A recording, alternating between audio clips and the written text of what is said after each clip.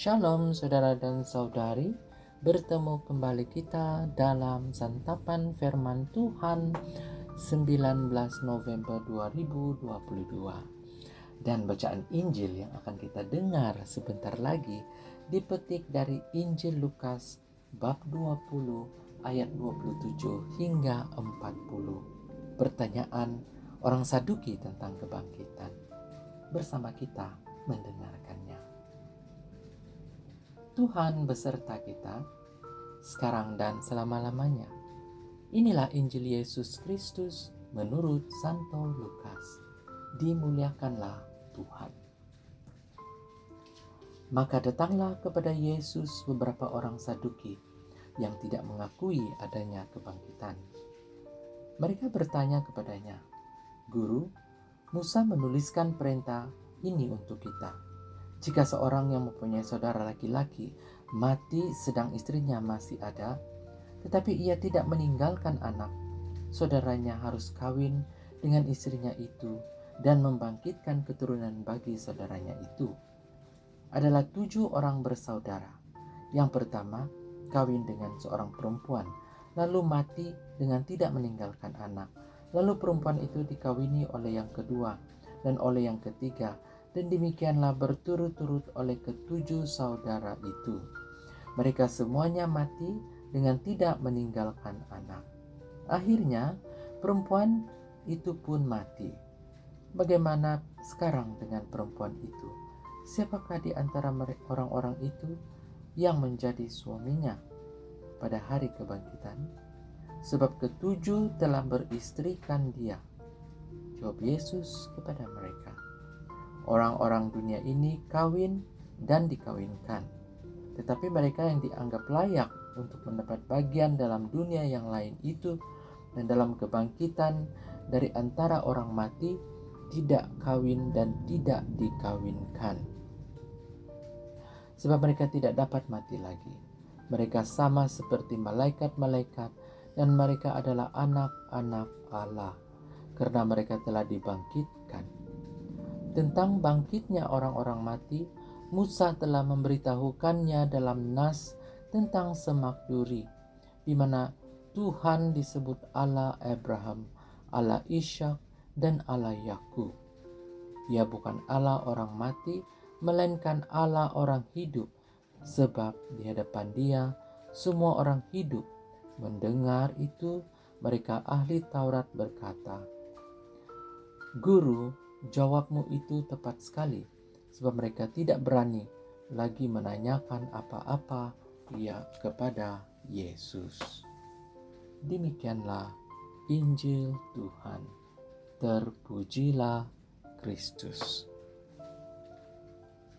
Saudara dan saudari, apabila saya membaca Injil ini sekilas ataupun membacanya dengan tidak menumpukan perhatian saya tentang situasi di dalam cerita ini, apa yang terjadi. Pada awal mulanya saya tidak tahu apa-apa. Saya tidak memahami isi ceritanya. Nah, saudara dan saudari, selepas saya merenungkan bacaan pada hari ini, sesuatu yang menarik perhatian saya, yaitu hakikat bahwa saya masih perlu belajar dan berpikir tentang kewujudan duniawi dan surga. Nah, saudara dan saudari, sangat mudah untuk melibatkan diri kita dalam kewujudan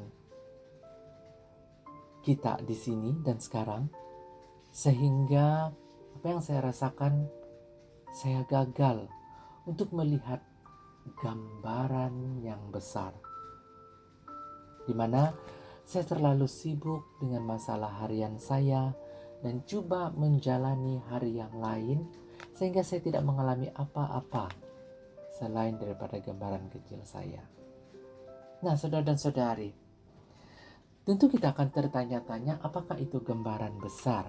Nah, di sini gambaran besar mengambil kira bahwa perancangan Allah jauh mengatasi urusan saya sendiri ataupun urusan kita.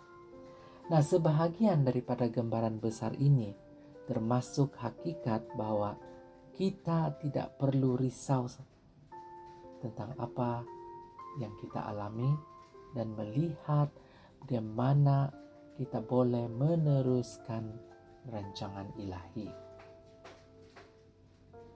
Nah, di sini saya mesti bersedia untuk menjadi saksi kepada pengumuman berterusan ataupun menjadi saksi kepada misi Allah tentang berita baik.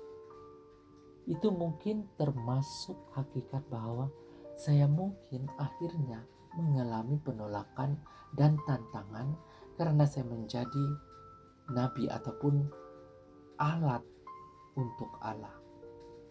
Namun ada orang yang mungkin tidak pernah mendengar Injil Tuhan Yesus, melainkan kita menjadi juru cakap Tuhan ataupun kita menjadi alat Tuhan untuk penyebaran kabar gembira ini.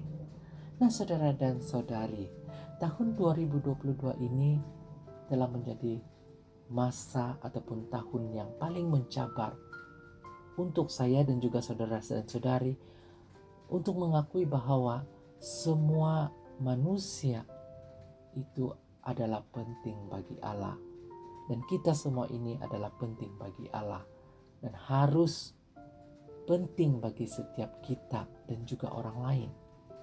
Kita tidak seharusnya mendiskriminasikan orang lain karena latar belakang ataupun etnik, politik, agama atau sosial mereka. Semua nyawa ataupun semua orang di dunia ini penting di mata Allah. Itu adalah sebahagian daripada gambaran besar yang Allah coba tunjukkan kepada kita.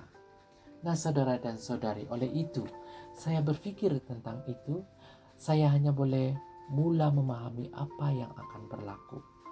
Betapa saya sangat mendambakan untuk berada dalam komuniti yang benar, hubungan positif, dan saling membantu dengan ramai orang lain. Lebih-lebih lagi pada masa sekarang ini, hari ini adalah masa mengundi. Jadi kita perlu lihat bahwa misi Allah untuk kita itu bukan untuk membeda-bedakan kita dengan orang lain. Dan mungkin pergolakan pada masa sekarang ini tentang untuk memilih siapakah kerajaan yang harus kita pilih untuk memimpin kita. Tetapi bersama kita serahkan kepada Tuhan, karena hanya Tuhan yang dapat menentukan segalanya, karena Tuhan tahu di mana yang terbaik untuk kita. Nah, saudara dan saudari, namun di bumi ini kita rasa tidak selamat, dan kebanggaan diri kita sendiri menghalang perpaduan itu. Malah dalam komuniti orang percaya yang mengaku kepentingan persekutuan dan perpaduan sering berlaku perselisihan dan perpecahan. Dan semoga di masa pilihan raya ini saya amat berharap kita dapat berpikir secara logik dan positif, bukan untuk mencari musuh, tetapi kita memilih kerajaan yang dapat memimpin kita. Nah, oleh itu saudara dan saudari, itu tidak akan berlaku dalam kepenuhan pemerintahan surgawi. Apa yang kita rasakan pada saat ini ataupun rasakan pergolakan ini, kita tidak akan memenuhi dalam pemerintahan surgawi. Itu karena kita akan menjadi satu dalam zat yang hakikatnya adalah kesatuan, kasih sayang, dan hubungan. Kita akan menjadi satu di dalam dan dengan Allah. Semoga Tuhan memberkati kita.